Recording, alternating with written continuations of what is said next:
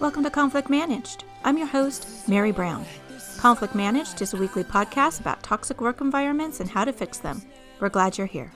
Good morning, Jennifer, and welcome to Conflict Managed. Hi, good morning, Mary. Thanks for having me. I'm so delighted to be talking with you today. And the work that you're doing is absolutely wonderful in the peacemaking space and being an ombuds. But before we get to what you're doing right now, I'd like to hear about the first job you ever had as a young person.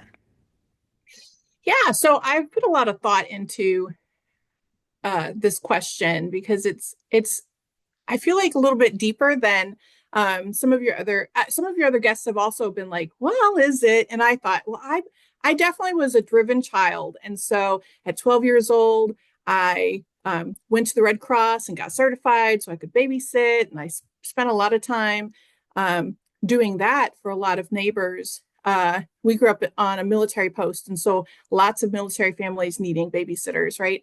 And was pretty successful for a 12-year-old. Bought my first television on my own and had saved up for my first car. But actually, I really do identify very much of sort of the virtues that you get for the workplace from my background as being a military child, quite honestly. And so I want to sort of identify that to some degree. I feel like when you are a family of a person in the military, you are representing as almost a unit or a business unit to some degree, so that they are networking effectively, and you learn about making sacrifices for a career really early on, and you learn about um, knowing that you have to make hard decisions and choices. I can think of one of being elected on student government as a child, making my dad promise we aren't going to move so that I can run, and then finding out a week later that we were moving. so Yeah. so I do feel like I identify that to some degree for sure. It's very interesting to think about, our families and what's going on within our families and how that really colors what we think about work, the importance of work, and as you said, these different aspects of self-sacrifice, of being a team player, being a unified. So you're raising your own children now, and so you think about our families of origin is really coloring how we go into outside work. How do you think that experience of your children is different from your experience growing up? So definitely different in that my husband or myself, neither one of us is in a field that we have to relocate frequently, that we have to we as we became a unit, as we built our relationship, we agreed with one another that we wanted to be a family that prioritized our family to a balanced place. Because, like I said, back as a 12-year-old, I was very driven, and I will say I probably am still driven to some degree, but I also knew that while I want my children to be challenged and to face a very diversity of experiences, I didn't want them to have the experience that I had, where it was we moved 17 times in 17 years on average, basically. So I might stay someplace for 6 months, and then we might stay someplace for 3 years. But then as you average it out, and so I wanted them to have a little more stability with that. Um, but I also try to teach my children, put them in environments where they're challenged to meet new people, to establish new relationships. And so I was never a mom who coordinated with other moms about summer camps or after school activities. My kids always just go to the camp and find new friends, and I'm really proud that they're able to do that. It is so interesting when we think about the environment in which we're raised. And of course, siblings can just go in very different directions, right? So you as a 12-year-old, maybe independent or completely tied, however this works, to your upbringing, but being driven, right? To want to go out and to not only babysit, but get certified and babysit. And you say you still have that drive to today. So how did that translate getting a job, like when you're a little bit older in high school, 16, 17? What were those kind of first jobs like? Yeah, so I very much looked for lots of experience. I almost was looking into it like process of elimination. What do I want to be when I grow up? And so I had a lot of jobs. My very first official, I'm an employee and will get taxed for this, right? Job was as a hostess at a local restaurant. Um, and then I was only there, I want to say, for about 6 months, and I moved on to being a receptionist for a car dealership and working as a teller at a bank. I also was a delivery person at an auto body paint shop. So I just had a lot of. I worked for a hospital for a while in outpatient registration, things of that nature. Just I was just really trying to discover the world and what kind of things I was interested in. And it was a lot of fun. That is so interesting. I mean, I contrast with myself in my first tax-paying job I got when I was in eighth grade. And I was being paid below minimum wage. I kind of got this little job because I wanted to pay for a summer camp. And then I kept that job until I went away to college, right? But this interesting spirit you have of exploring, and why are some kids driven like that, and why are some kids saying I'm going to rack up experience rather than I just want to pay for my car or this experience or whatever it is that I might want. So you went to college, and what did you major in? So I got a bachelor's degree in liberal studies with a minor in psychology. And for a lot of people who didn't get a degree in liberal studies, what it meant for me in my undergrad experience was I couldn't decide on one thing. I love all sorts of things.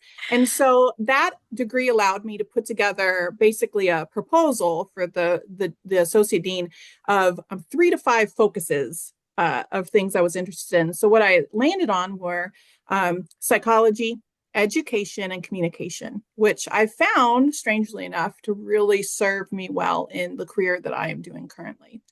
Um, Learning about understanding sort of where people are coming from emotionally with that psychology side of things and some formal concepts that I can think through as I'm thinking processes that we can implement to improve things. Communication, which is such a major part of a healthy relationship in any form, professional or personal.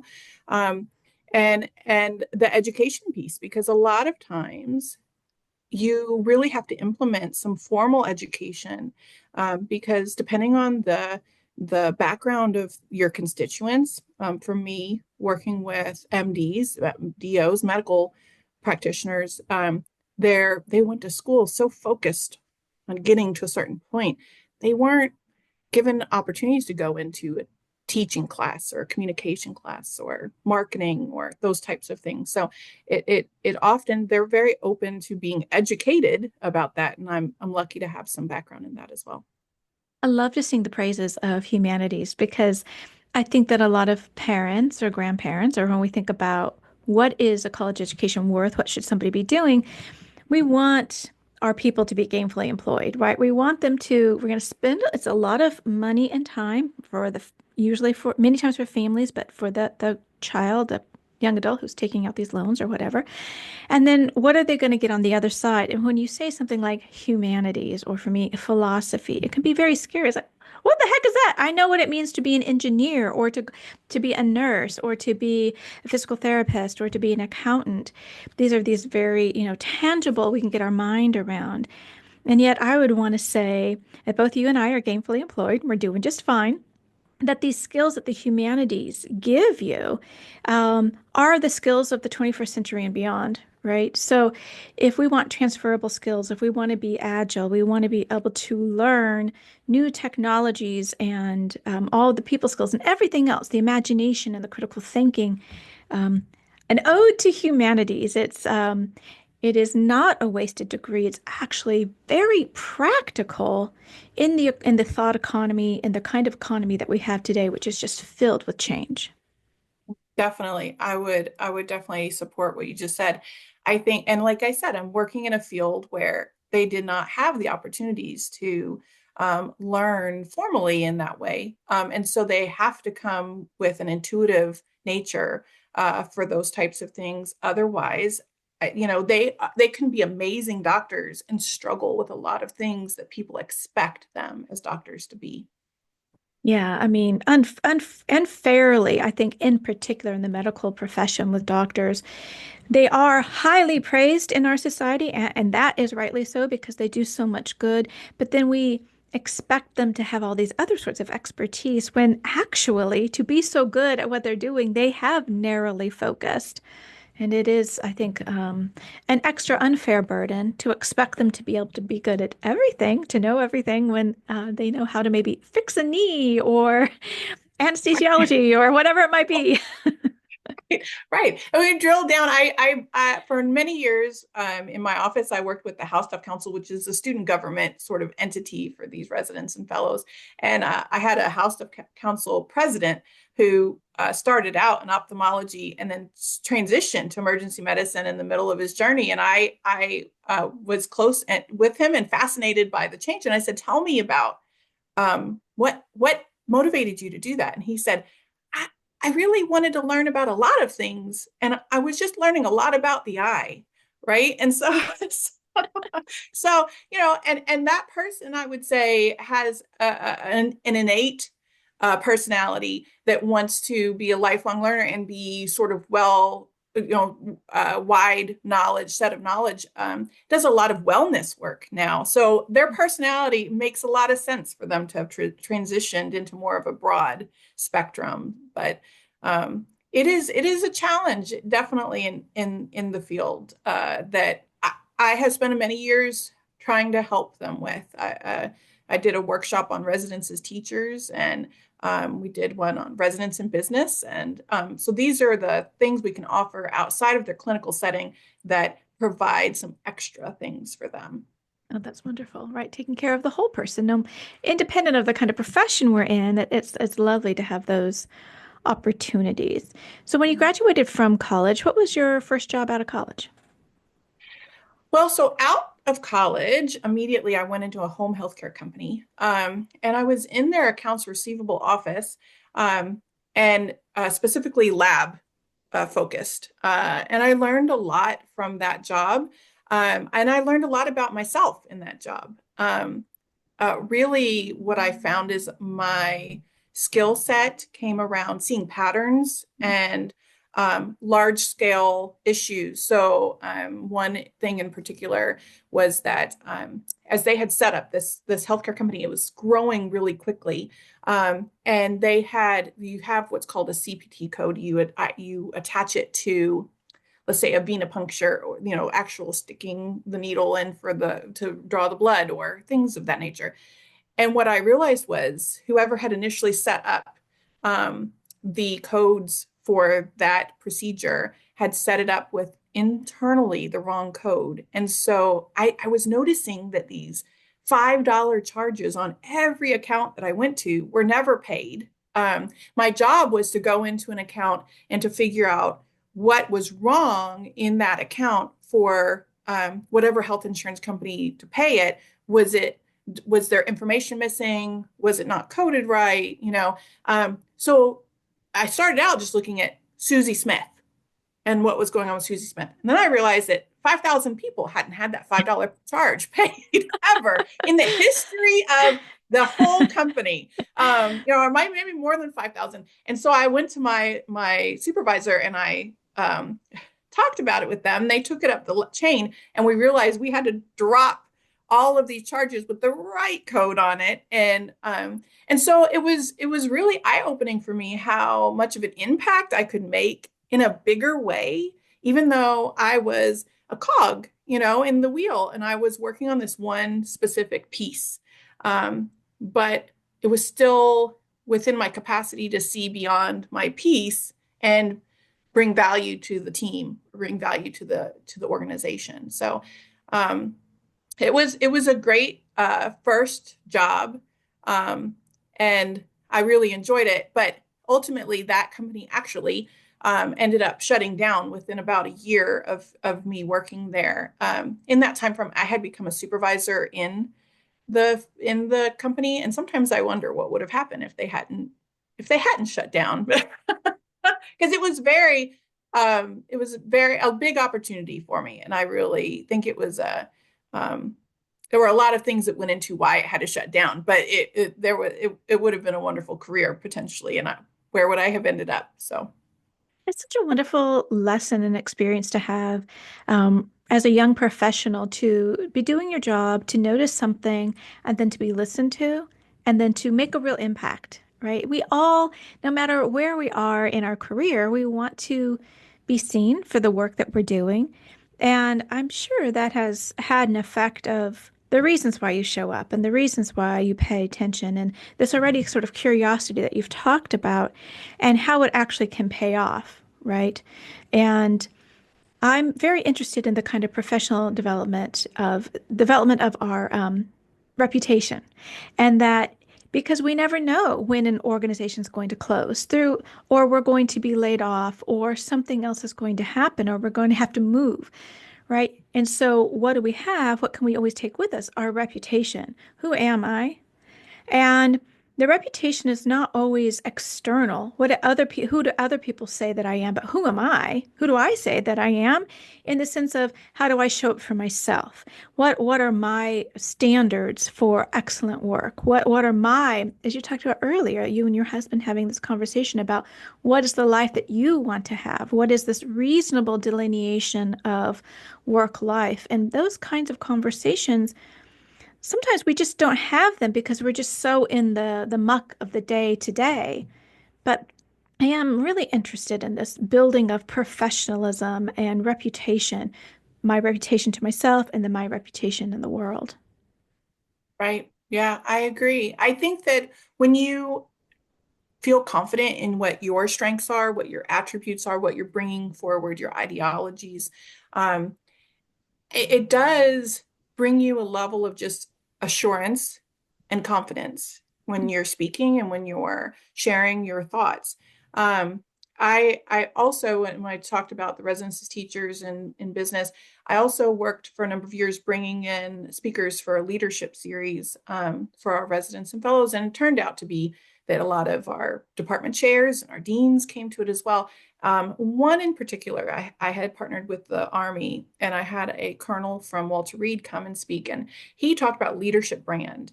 Um, and funny enough, that talk that I had brought him in for them was really, really impactful for me as an individual, as a professional, because it helped me to realize how important it was to intentionally decide what I want my brand to be. Um, and it gave me purpose in how I was interacting with people on a daily basis, and just the rules that I had for myself of what my expectations were. And it gave me an opportunity really to look back on my career from the very first job I ever had into now, currently, and say, what were the things that inspired me from individuals throughout that journey, right? And it's amazing because there were people at every level, even at that auto body paint shop delivery. That was the best, most fun job I've ever had. I had a great tan on my left forearm and my left thigh, top of my thigh.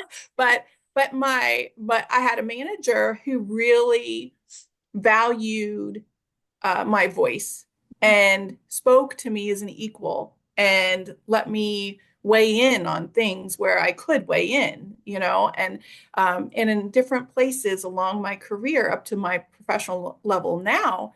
I started recognizing those trends, right? And those patterns of when I felt most welcomed, when I felt most supported.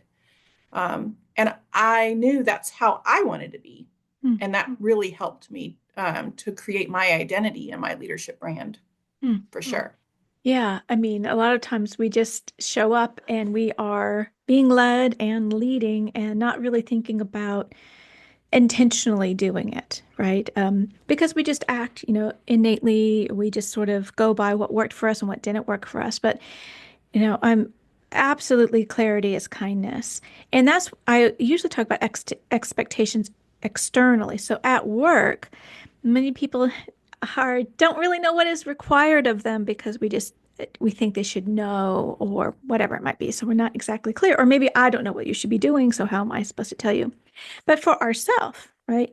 If I want to be an excellent leader, what do I mean by that? And I love that exercise of looking back and seeing who spoke into you, what resonated with you, and specifically, um, such that, and also illustrating that it doesn't really matter what the job is about. It's about how do we treat people? How do people feel when they leave us, right? What kind of opportunities are we giving? And I really think, in particular, when you're young and somebody trusts you and somebody treats you with that kind of level of respect that you had, it's a new because we're just coming out into the world, right? And it's so it is so empowering and confidence building those opportunities. How wonderful. Right? You spoke to my heart because I don't want to, should I call it my slogan? My slogan for like the last 6 months has been clear is kind. Clarity is kindness. I said it to my 4-year-old niece just 2 days ago because she said something so clearly to me to communicate. And I said, clarity, clear is kind. And you did such a great job, you know? So I love that you say that as well because um, I learned I didn't keep it from this experience, but it made me think of my 8th grade mentor class that I took in middle school about how to be clear in your instructions. And we had that. So as a project, we had to pick something we were teaching others how to do. Mine was making a peanut butter and jelly sandwich. And did you skip steps, right? And it makes me think of that fun activity so many years later because we learned how unkind it can be when you leave a very serious step out, like use a butter knife to spread peanut butter on bread, right? Right. Yeah, I mean, that's a wonderful example of the steps that we need to go through. We just think, oh, you're a professional, or oh, you should know, and then we get frustrated, right? We're both in the conflict resolution space. We deal with workplace conflicts. And I'm not sure what you see, but a lot of what I see is the misunderstanding is due to lack of clarity of expectations, lack of clarity of outcomes, lack of clarity of what are the resources or the parameters or the authority that I have or that I don't have. And we don't take the time to have these dialogues to really articulate to one another so that we're actually speaking the same language so that we can then move forward and do a good job. 100%. I agree with you 100%. I would say, I mean, nearly. I would be wild and say almost 100% of them are that issue, right? Because ultimately, in the root of everything is if you were clearly communicating, if you were clearly communicating what success looks like, if you were clearly communicating what your needs were, Mm. then that person has the possibility to be successful, Yeah. right? And if you aren't, then it's sort of it's a guess, Yeah. and it really is a high possibility that they're going to get something wrong that uh, sets them on the wrong trajectory with you as an individual. Mhm. Definitely. Yeah, I mean, the you can't overstate how important communication is. And communication isn't just be on time. Well, what does on time mean? But, passive aggressive comments. Those come out because I don't know how to articulate how I'm feeling, or I don't even know that I'm feeling, but it's coming out. So this lack of self-awareness makes the water murky for the other person. And so they're gonna then kind of guess because maybe they don't know how to say, what did you mean by that? Or you said, oh, must be nice to be able to have your own schedule. What do you mean by that? let's talk about schedules. Many of us don't take that pause to say, that doesn't sound quite right, or I'm missing something. So let's just pause and have a conversation. And Right. yet, if you were to do that, then we don't compound this dance of miscommunication, and then 6 months, 9 months, 3 years later, it's like I can't work with that person. Definitely. And honestly, a lot of the time that I feel most fulfilled in my job is when I get someone who is willing to take the risk to call the ombuds really early, Hmm. and we get to chat about those types of things and questions that you can ask for clarity and opportunities for building your relationship in a more meaningful way or connecting in an authentic way with that individual to repair the small cracks that you're looking at that point that will they may not know it. I've seen it on the farther end, right? Where the cracks are the Grand Canyon at that Yeah. point, and you cannot traverse that distance. It is really exciting to get people who are open to thinking it through early on that process for sure. That's why I love the ombuds profession, ombudsing work. I mean, I love mediation, but by the time you get into mediation, those cracks are usually chasms or they're widening. But Right. in order to have, but to have somebody in your organization that you could go to early on when you feel like something is going in the wrong direction, to get that brainstorming, to be able to have someone listen to you and say, well, have you, what are your different options? What do you want to do? And just have that listener so that not so that you do it for them, right? But so that they can do it. And then when they do it, they start to repair that relationship and it's better for everyone.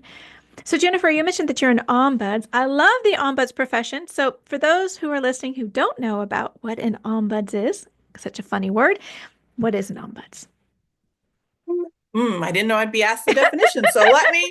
And ombuds can serve in a few different capacities. Sure.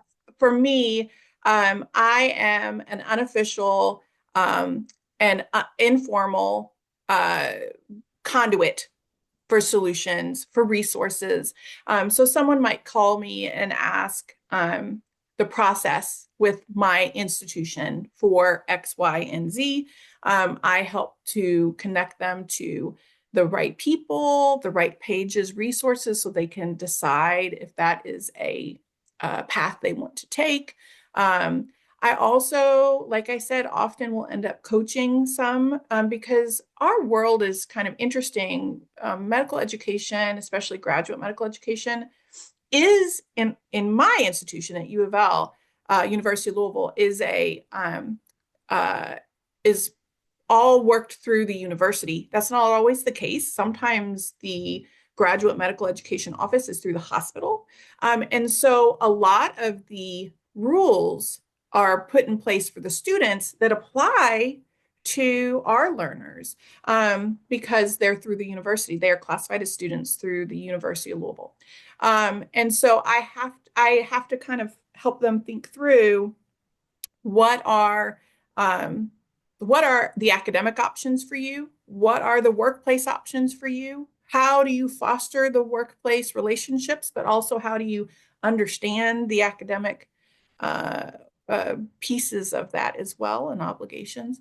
And a lot of confusion lives around that topic, just even within my institution. So I spend a lot of time, like I said, educating um, from about that from the very beginning, onboarding. As soon as they match with our programs, I have a video that I send out to them so that they know who I am, what I am for them. And we talk a lot about what U of L is for them and the uniqueness of that.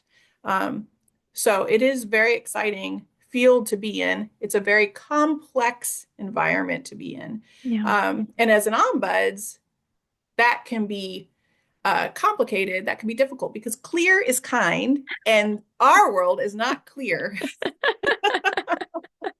So, I must admit. Well, I think that is the case in so many institutions, certainly in academic institutions. Things change all the time. It's like, what catalog year did you come in? Or with the change of administration, politically different rules and laws changed. And so, and then of course in the medical field, things are always changing. And so it's a dynamic field or industry, the education industry. But in all organizations, things are constantly changing. And I think about conflict, somebody shows up on the first day of work and they're not expecting to have a problem, right? And so they get onboarded, they hear about, this, that, and the other, and what vacation is, and all these other kinds of things. And then we get into work and we have conflict because it's normal, because it happens. This is just absolutely normal. And then what are we supposed to do? And we might say, well, oh, the handbook says, or you just go online and these are your options and these are all the different offices. But there's something about conflict that just is so disorienting and Right, we don't know what to do. And to be able to have somebody in an organization who is dedicated to say, hey, well, let's talk about it. Let me help give you some clarity. Let me show you what your different options are instead of saying, okay, I'm going to go to this place. And they might, of course, this place and the organization might send you to another place, but to really right, have this place where you can look at all these different sorts of options and have the person talk about what is really going on, what is the root, what is it that they want to solve, and how might they go about doing it within this institution is about empowering people, right? Conflict resolution is about personal empowerment. And that's what I love about ombuds. Ombuds aren't mental health counselors. They're not going to tell you what to do. They're not, as you said, it's unofficial. So it's not like you're reporting to the university or the institution where now you're in the pipeline and you have to do this because now we've written up a report. But it really gives people their power back to help them de-escalate themselves so that they can choose what is the best next step for them. right. 100%. So, I definitely live in a world where my constituents are fearful of, they're in a limbo sort of, right? Most people finish their terminal degree and come out with a PhD and go off into their professional career and are given a lot of weight in their credentials. As an MD, they or a DO or MBBS, there's many credentials that come with clinical practitioners, but they will come out of that education and they start now in their more experiential learning in a clinical hospital setting, and they're constantly being evaluated. And they're really they feel powerful when they get done with their degree, and then they feel very not powerful immediately. And so they are fearful to ask questions. They're fearful to not look like they know exactly what they're doing. And I am a safe space for them. I don't have a medical degree. You don't have to worry about looking stupid to me because I don't know the answer to that anyways, right? I'm not going to fill out their evaluation. I'm not going to, I tell them at the beginning of the conversations, I am a mandatory reporter if there's something that is a danger to you or others or, things of those nature, the federal mandates. So if that's something you need to share, I need to share with you that I am responsible for those things as well. But otherwise, the sky's the limit. Let's talk about all your fears, all the things you're trying to figure out. And really it does sort of cross the gamut. I have helped people transition into a different specialty. They realize they don't feel like they fit. And so what are their options? What are they feeling? Help me figure it out, and so I help them often organize their thoughts, think through ways they may approach it. And very I do feel like I have a very special place for them. And I love when at the end of the conversation, they call me and I can hear the intensity in their voice, or they show up at my door and they're huffing and puffing from the stress that they're feeling in that moment. And then as they're walking out or getting off the phone, so many times they say to me, I feel so much better, and that is really what keeps me going because sometimes it's hard. I am a problem fixer. I like to have solutions. And I like it to be as quick as possible. But my world is not that as an ombuds. And so I have to sort of play down my personal instincts to want to find a solution now and allow for them to cultivate the things that we're talking about into success. Mhm. Um, and sometimes things are the long game. A lot of times in my world, everything's the long game. And so how do you plant seeds? How do you lay the soil the right way? And how do you really work to nurture a future, a relationship, a safe place for these learners? And that's what I try to stay focused on. Hmm. So how did you get into ombudsing? So funny enough, I really was in real estate. I was a realtor for 5 years, and I decided I wanted to go back to school, but I didn't want to pay for it, right? That's where it comes down to being driven in the way I was as a 12-year-old babysitter. And so I thought, what's the best way to be able to go back and do classes but not have to pay tuition is to get a job in at the university, right? And so I went to the university and they had a temp service internally at that time. And they just happened to place me in the graduate medical education office at the front desk, answering the phones and doing the mail. And so 18 years ago, I came in as a temp into that role. Quickly, within 3 months, I think my department realized I wasn't in the right role. And so I moved into other roles. I've been through about 5 different roles in my office. I've been the ombuds and the director of strategic engagement for the last 8 years. How I ended up there was that the vice dean, the head of the department, academically, really was a wonderful mentor, professional mentor for many, many people. Um, but I was given the opportunity to work closely with him. I supported him in a lot of ways. And so he and I would do projects together. One day he came in and said, the mayor is doing a toy drive for the holidays. And I said, oh, yeah. He said, what do you think about us doing that? Do you think we could do it? And I said, probably. I could get something together. When is it happening? He said, it started yesterday and we have 5 days. And I said, well, I better get started then, right? And so within 3 days, we had raised over 500 toys to donate to the mayor's initiative for this toy drive. And so I think that really kicked it off that he realized that I was he would call me his girl Friday, whatever thing came to his mind. And so we spent time together going and working with these initiatives. And he started realizing that we would get on an elevator and have to go 5 floors up. And I would start talking to the person on the elevator with us. And by the time we would get off, I would know that they're there to visit their niece and that, she was having a kidney transplant and that they wore a size 12 in their pants and that they were 45 years old and that all the stuff. And we'd get off the elevator and he would look at me and say, I just don't, how do you do that? What is and so I like to say that I am a sole ombuds. I'm an only. I work alone. But we had a founding ombuds who was an associate dean, who left and went to private practice.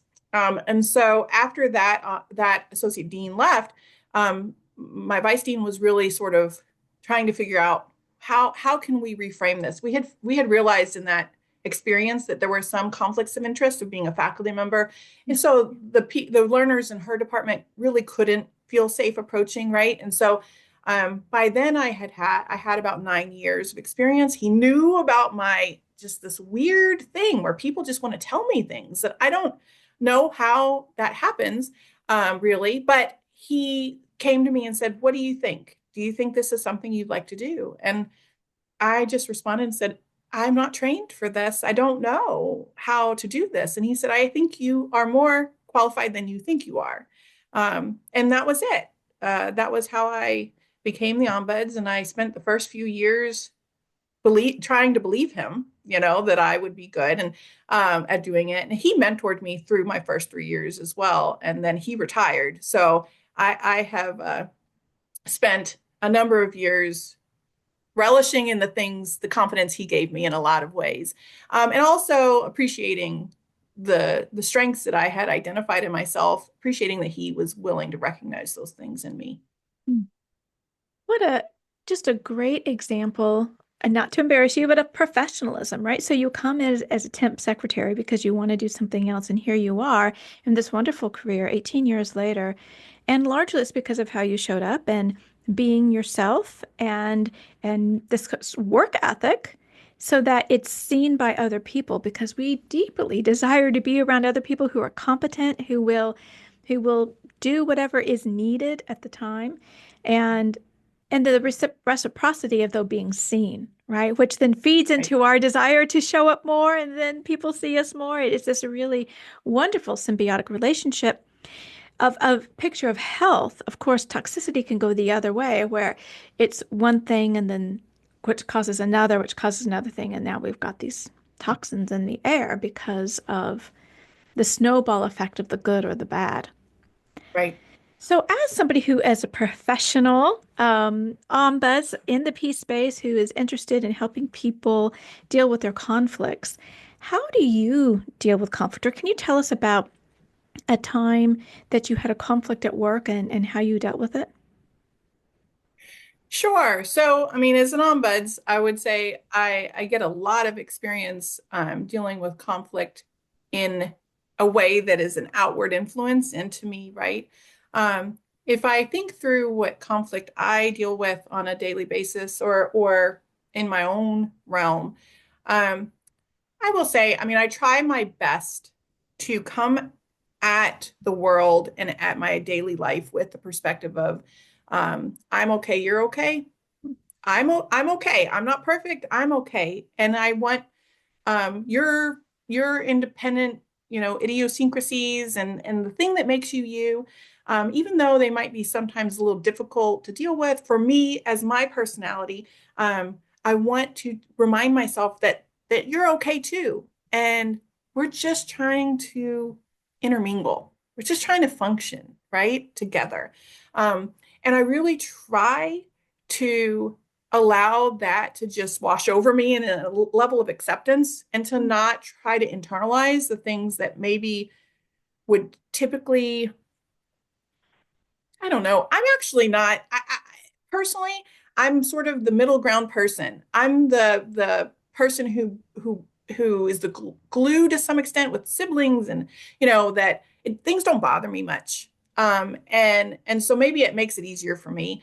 But when I do have a situation that I think, the only exception I have with I'm okay, you're okay, is when I feel like external things are being harmed in that situation. And that's when I push myself to come forward and say, we need to talk through this, right? I can ignore a lot of things and just take a lot of external sort of factors into my life and be okay with it. But if I feel like it's harming someone who's more vulnerable or someone who, um, uh, uh, you know, needs to be uh, nurtured in a different way, or might internalize it differently, then I do feel like I have to advocate. And so I will say things. My approach typically is a very matter of fact way, right? Um, in a how uh, I know that um, what you just said to me was not intended in the way that it felt for me, right? Um, and I also just try to assume good intentions. That's also a place where people start to go down a slippery slide and Yeah. can't come back. And it's based out of trust in that other human. And if you don't have a lot of trust and then you assume bad intentions, then you will never trust anything that comes from them, and you will never perceive anything that you're exposed to with them in a positive light. Mhm. And so I try to control those impulses if I have them about someone. I try to make sure that I give them the benefit of the doubt, that I give them the trust that um, I can, based on the patterns I have pulled together in that relationship. Mhm. Consistency, is important to me, feeling like I know that if I share something vulnerable, that they will be receptive of that and vice versa, right? And I encourage a lot of the trainees that call me, that's one word I use with them: be vulnerable. Be willing to share your feelings, be willing to share how something makes you feel. And I feel like really often, a lot of times, that other individual doesn't realize Yeah. their impact on you. Um, and I truly have seen relationships that were just off for strange reasons. For sometimes I'm in a situation where I'm like, I don't get the feeling that they are responding well with me. Let me investigate that a little bit. What could have happened? Where could it have gone wrong? And how can I improve and foster positivity moving forward? And I truly have experienced that multiple times as long as I stay in that mindset. Mm. I love that you started with saying, I say it matter of factly. It's this, I think, holding this matter of fact with being vulnerable, right? I think a lot of times we think being vulnerable is sort of more like this bleeding heart and things are just gushing out. Instead of Mhm. saying, like with nonviolent communication, this happened, I have this feeling because I have this need, right? That is a kind of vulnerability. I'm telling you, I'm having an emotional reaction because of something that I have observed.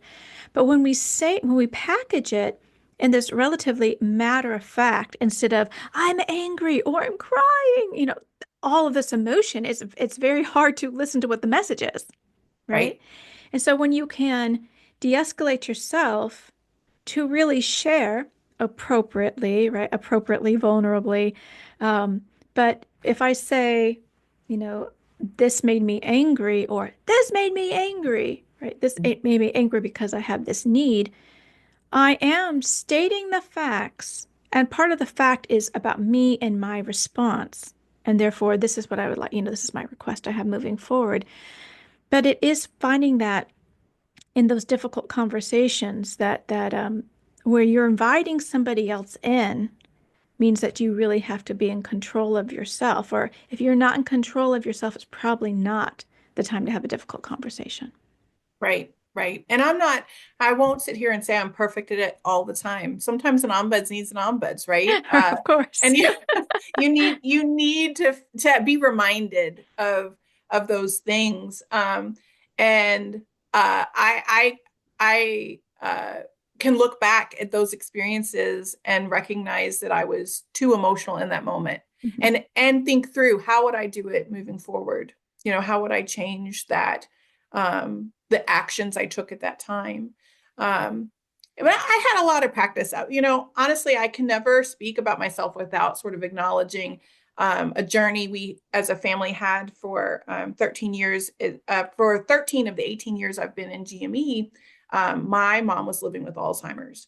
Mhm. And so that personal journey that we were going through and all of the emotions and growing as a team together to be caregivers for her, gave me a lot of perspective, but it also gave me a lot of practice at having a lot of emotions that didn't have to do with the thing I was dealing with at that moment, Mhm. but that was filling my bucket. And so how I could be more resilient in that moment. And I have to give credit to that tough childhood that I didn't really want my kids to have 100%, but a little bit. But I learned so much of, you think you can't handle more, and then you can. Yeah. Um, and to compartmentalize, but to see it from a pragmatic standpoint, in that I just need to state my truth. It was okay for me to make the decision. Everyone has to make the decision for themselves. And this, I also encourage individuals to do this. What of your story are you willing to share? Because the more of your story that you share, the more that other person can come to you from the space that you're in at the moment. Mhm. You know, um, I am not a private person. I am someone who wants the people around me to know what I am facing, so that things make sense, and that they Also, that's, I guess, why I get on an elevator and I get off knowing so much about people.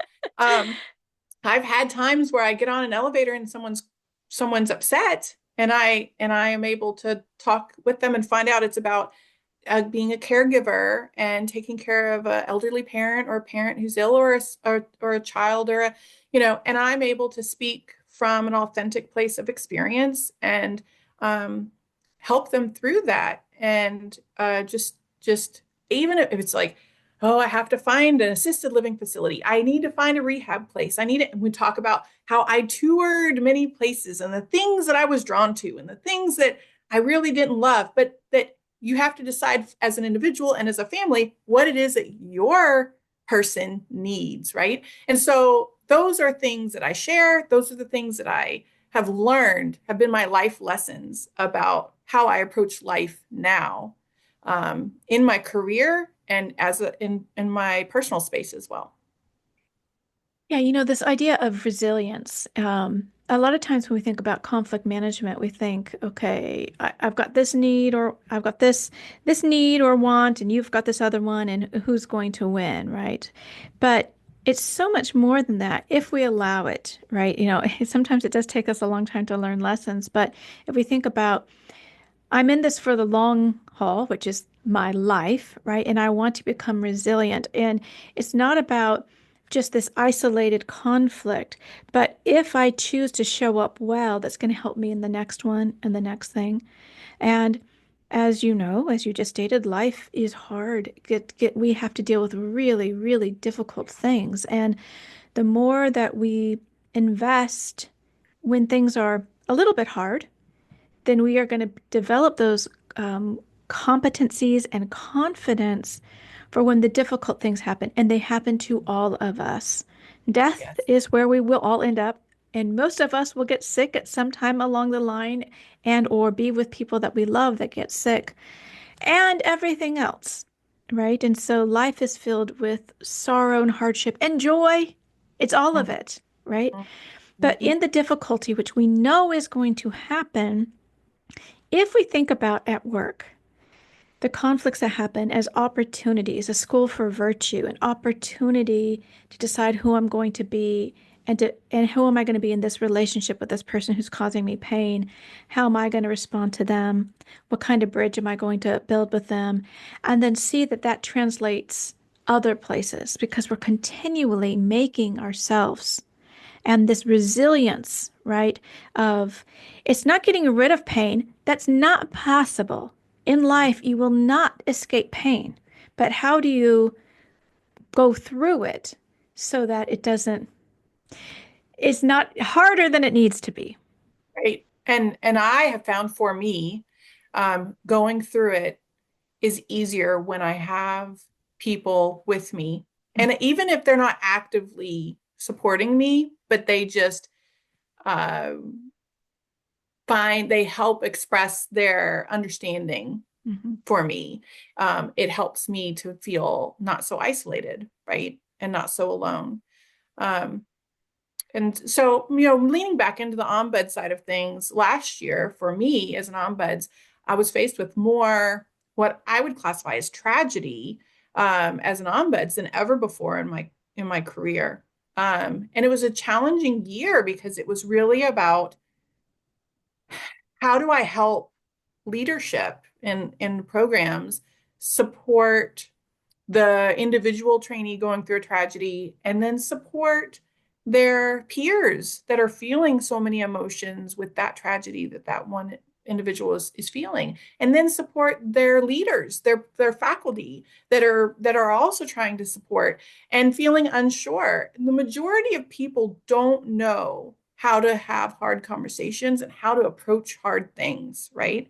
um, and so I spent a lot of time talking through how to see those people, how to give them space, but not too much space, right? How to encourage the others, the peers, to find ways to control the turmoil they're in, by putting efforts together. It's in ways that can support that individual, but not talking to them about not individually all calling at the same time, or different things of that nature. And I will say that last year was a place where my personal life and my professional life collided in a lot of ways, and it was a struggle. It was a year where I struggled as an individual. Because I had things happening at home, a loved one that was dealing with lymphoma, and I one morning I had gotten a communication. This was someone who who's very dear to me, but isn't part of my daily life. So I had gotten a communication that they had been diagnosed, and then I went to work and I got a call from a program director who had a trainee who was dealing with tragedy, and I was going through those steps, explaining to that program director how to do it, feeling very much like I should be doing that for the person in my life. Yeah. And I couldn't. It was a stressful, very busy time professionally. And so I wasn't able to stop and drive to that person immediately. And I wasn't able to do those things that I knew and I was telling this other person how to do. And that was really a sort of a monumental point in my career, because I was really feeling everything, all those emotions sort of mixing together. But again, a moment where you learn, because in my field, in my world, many doctors are dealing with that on a daily basis too. Hmm. And so it gave me some perspective, because a lot of times um, you're dealing with life and death in the medical field. And a lot of times at home, you're dealing with potentially life and death also. Like you said, Mary, it's very much a part of all of our lives. Hmm. Yeah. So it's a journey, right? And Right. it's really important to find the beautiful parts of the journey, even when you're sort of lost in the haze, right? Right. Um, so that's one thing definitely also from my childhood and my father, who is the person in the military, about being optimistic and finding the positive in a very difficult situation, and it really does help with moving forward through those kind of situations. So. Yeah. And having that third party like an ombuds or a conflict professional to reach out to, because we all need help from time to time. And the sooner we get it, the better, right? The sooner you see Mhm. that spot on your arm, and you get it checked out, right? Then you just Yep. let it go. Because when we ignore things, they don't go away. They just, you know, they get Yeah, what a fester. metaphor, right? It fits Right. right into that. So, Jennifer, my last question for you is, as you look into the future of work, what do you think needs to happen so that not only will all workers be treated with dignity and respect, but that they're encouraged to thrive and flourish? So I really have learned a lot over the last couple of years. I've gotten to participate in some leadership things, and there was one in particular that I did that we took a lot of tests about what kind of leader we are, right? And also we had a lot of dialogue about accepting different types of leaders into the space. Everyone serves a purpose, and everyone has strengths as individuals, and bringing it in a different way to the circumstances. But ultimately, I would say, as I went through that journey, I identified myself, and I wouldn't have 15 years ago, as more of an authentic. I'm drawn to the authentic leadership style. And so I have to admit that that's my favorite, because I do feel like in my journey, through my professional journey, I have found that the leadership that approaches from an authentic place and a transparent place to the space that they can, Hmm. right? We know that Hmm. there's some things they can't. But when you come at a situation authentically, you give the others a safe space to express themselves. Hmm. And I think ultimately people really just want to be seen and heard, Hmm. especially when we talk about this new group of learners coming forward and this new workforce coming forward. I think that um, generationally they really need that too, to feel like they can contribute in a meaningful way. But I look at myself as that 16-year-old, And as the 20-year-old, and then as the 35-year-old, experiencing it from different people at the different levels of professional space that I was in, and realizing that that was really what made me, like you said earlier, want to work harder for that person, Mhm. want to be there, want to show up. If I trusted them, if I had found the patterns and consistency of a space where I could be vulnerable, I didn't have to say all the right things all the time. They could take what I was saying with the benefit of the doubt and understanding what I was saying ultimately. Um, I I wanted to give them everything I had. And I really think that in any environment you're in professionally, if you approach the people you're supervising in that way and you approach your supervisor in that way, Mhm.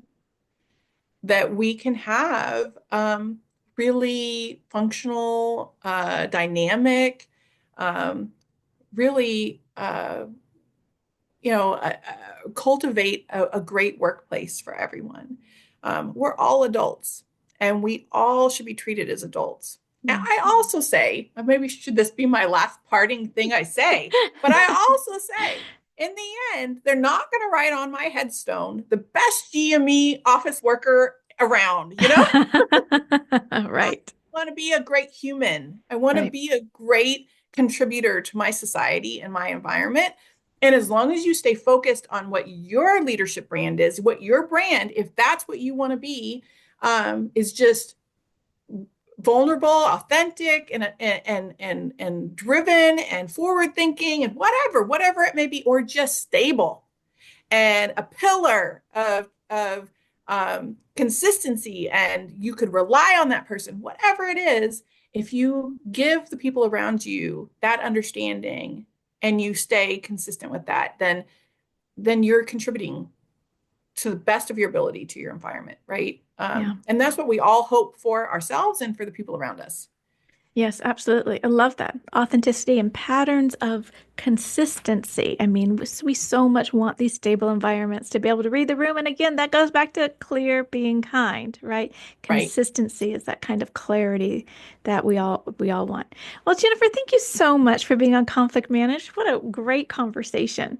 Yeah, I'm happy to have been here, Mary. I appreciate you asking me to come. And I love watching your podcast, and I will continue to do that. It's wonderful. What you're doing, what you're adding to the world is wonderful. I appreciate you so much. Well, thank you so much. Well, take care.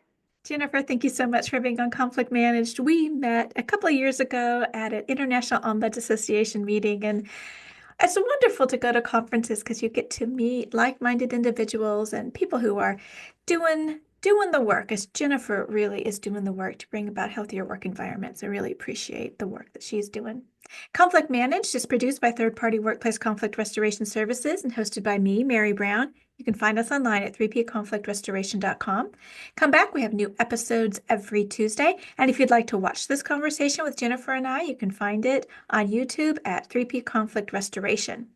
If you haven't had a chance to check out my latest book, How to Be Unprofessional at Work, Tips to Ensure Failure, it's 80 tips of what not to do and considers what we ought to do instead to have healthy work environments. If you would like and subscribe to this podcast wherever you listen or watch it, it really helps us out. And remember, conflict is normal and expected. Let's deal with it. Until next time, take care.